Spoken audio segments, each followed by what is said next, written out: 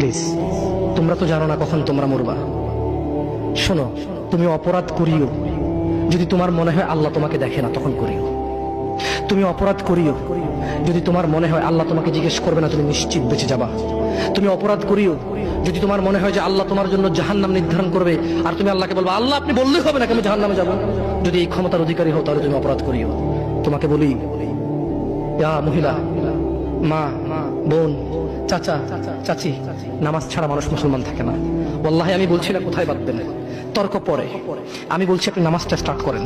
আমি বলছি না যে তারা ওই 20 রাকাত পড়বেন না 8 রাকাত পড়বেন। আমি বলছি যে আপনি পড়েন, 2 রাকাত হইলেও পড়েন। আমি বলছি যে আপনি ঈশান নামাজ 15 রাকাত দরকার নেই, আপনি শুধু 4 পড়েন। আমি কি বলছি সুন্নাত বাদ দিতে? আমি বলছি যে তুমি পড়ছো না, শোনো, ভয় পেও না, ঈশান নামাজ 15 রাকাত তোমার উপরে ফরজ নয়। আমি তোমাকে না করছি না 15 রাকাত পড়তে, আমি বলছি যে তুমি নামাজই পড়ো না, 4 পড়ো।